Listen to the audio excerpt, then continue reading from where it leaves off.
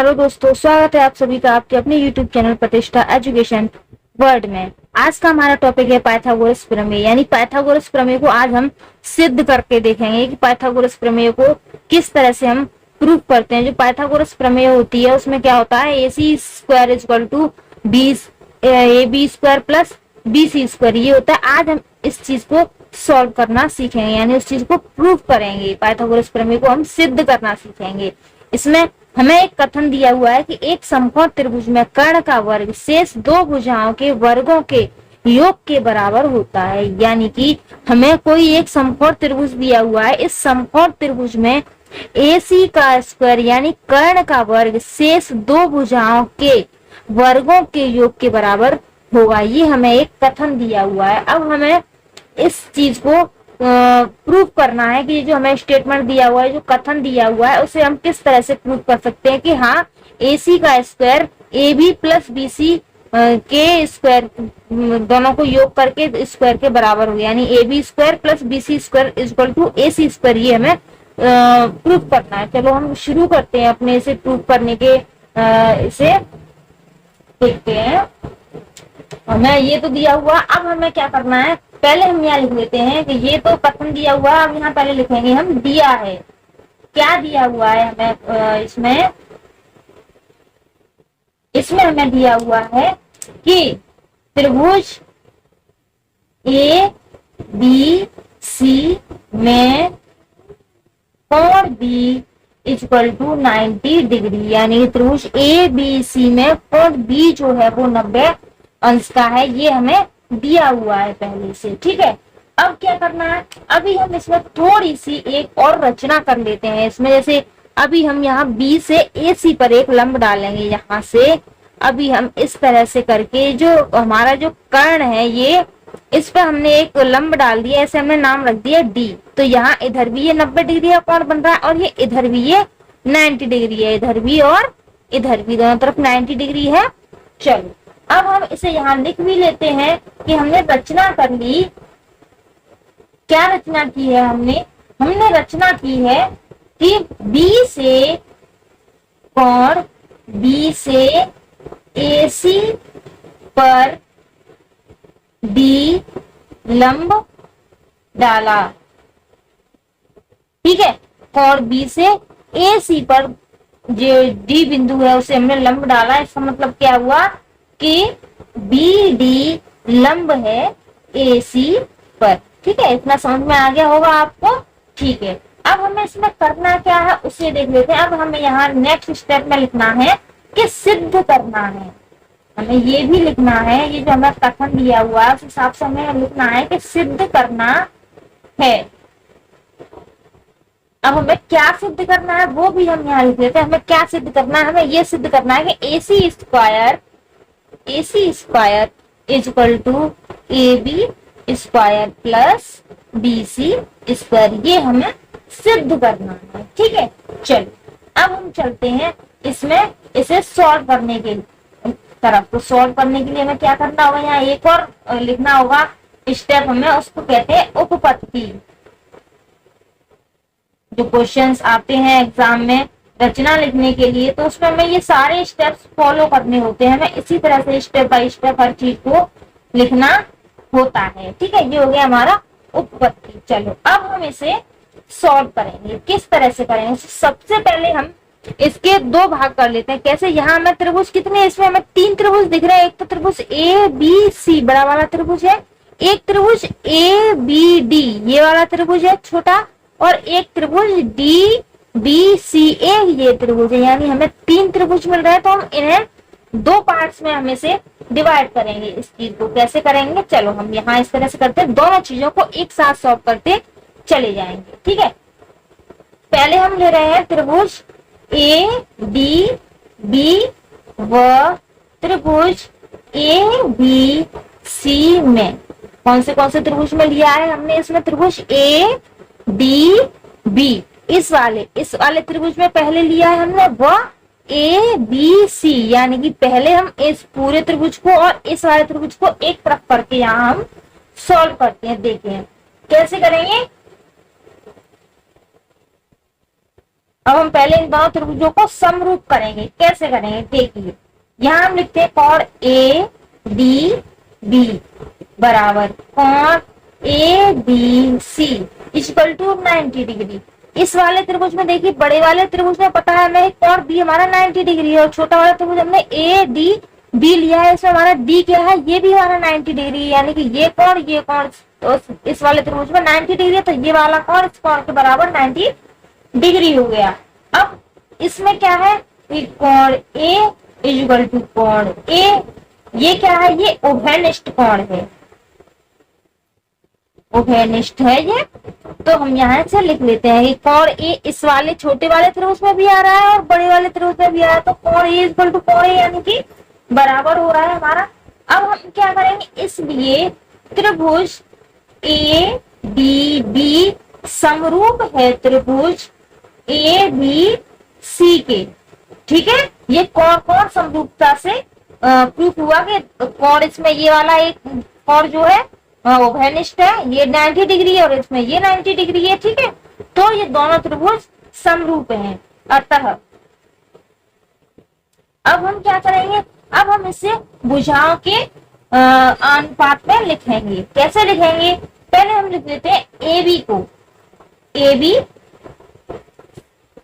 नहीं sorry A D upon A B, यानी कि हम पहले लिखेंगे इस वाली भुजा को लिखेंगे ए डी भुजा, ये यहाँ से यहाँ तक ए डी भुजा, A D upon A B, इस तरह से ये हो गया हमारा इक्वल टू, यानी पहले हमने इसका जोड़ा बनाया, फिर बाद में हमने बीच वाले को छोड़ दिया, साइड वाले का जोड़ा बनाया यहाँ नीचे। इक्वल टू में क्या करेंगे, अब हम इस वाले त्रिभुज में लेंगे ए बी सी में, तो ए बी सी में क्या करेंगे, इसमें भी हम ऐसे करेंगे, पहले ए बी भुजा को लेंगे ए बी अपॉन, फिर नीचे बीच में बी को छोड़ के नीचे वाले में ले लेंगे ए सी, यानी कि ए बी अपॉन ए सी। ठीक है, इसे भी थोड़ा समझो कि किस तरह से क्या लिया है, समरूप त्रिभुज है, दोनों त्रिभुज हम यहाँ समरूप कर चुके हैं कि दोनों समरूप त्रिभुज है। तो ए डी भुजा ये वाली है अपॉन ए ए डी ये है, ए डी यहाँ से ये और ए बी ये, इसमें क्या किया है हमने कि जो नाम 90 डिग्री यहाँ बनना है, 90 डिग्री यहाँ बनना है, यानी इसके सामने की भुजा ये वाली हुई, ये कर्ण हुआ। तो सबसे पहले हमने कर्ण को नीचे रखा है इधर और आधार को हमने ऊपर रखा है। इसी तरह से इस वाली भुजा में हमने क्या किया है, ए बी अपॉन ये मतलब हमें कर्ण से मतलब है, आधार और जो लंब होता है वो हम कौन सी भी भुजा को मान सकते हैं। तो यहाँ हमने ए बी यानी 90 डिग्री के सामने वाली भुजा को नीचे रखा है, उसी तरह से हमने छोटे बड़े वाले त्रिभुज में भी इस 90 डिग्री के सामने वाली भुजा को ही नीचे रखा है, ये इधर। आई होप आपको समझ में आ रहा होगा। प्लीज लास्ट तक जरूर बने रहिए, जिससे कि आपको बहुत ही आसानी से बहुत ही अच्छे से समझ में आ जाएगा। ठीक है, ये हो गया। अब हमें क्या करना है, अब हमें कुछ नहीं करना है, क्रॉस मल्टीप्लेक्शन कर देना है इनका, यानी कि A D into A C equal to A B square, इसका इंटू इससे करेंगे तो ए डी इंटू ए सी हो गया, इसका सॉरी इंटू इससे करेंगे तो ए बी और ए बी स्क्वायर हो गया। इसको हम इक्वेशन नंबर फर्स्ट मान लेते हैं, ये हो गया। अब हमें इधर करना है, ठीक है, ये अभी हमने कौन से त्रिभुज में किया था, इस वाले त्रिभुज में और बड़े वाले त्रिभुज में। अब हम इधर कौन से त्रिभुज में करेंगे, इधर करेंगे हम त्रिभुज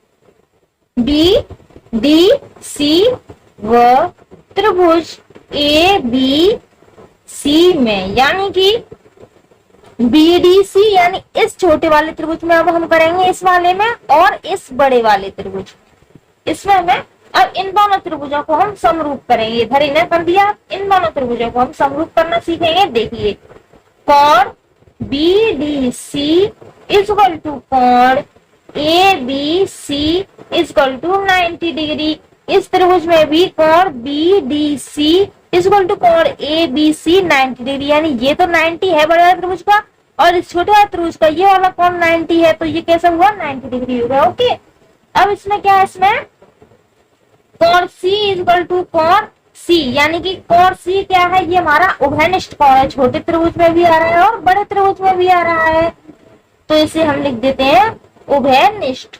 ओके, अब हम क्या करेंगे, अब बस फिर हम इसे अतः त्रिभुज बी डी सी समरूप होगा त्रिभुज ए बी सी के। कैसे? ये कौन कौन समरूप के नियम से ये दोनों त्रिभुज समरूप हमने प्रूव कर दिए कि ये समरूप होंगे त्रिभुज दोनों।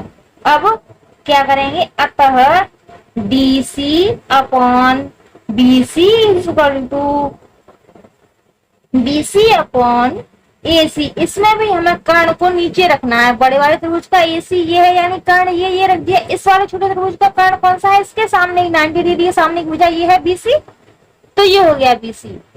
तो और यहां से जिस तरह से हमने इसे सीखा, इस तरह से हम इसमें कैसे कर सकते हैं? डी सी और बी सी।